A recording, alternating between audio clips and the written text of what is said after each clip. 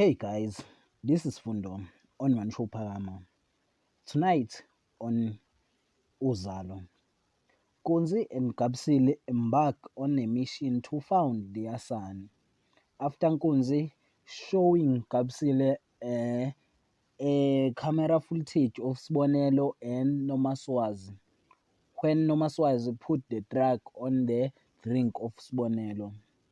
Nomaswazi put herself at a risk by helping Sbonelo without getting the permission of her mother.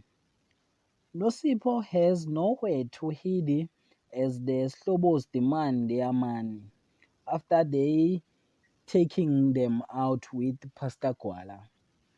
Nonka fired Hleziphi, and Hleziphi is refusing to leave the business after Nonka fired her. That is for tonight. Thanks for watching. Don't forget to like and comment and subscribe. Therefore, thanks.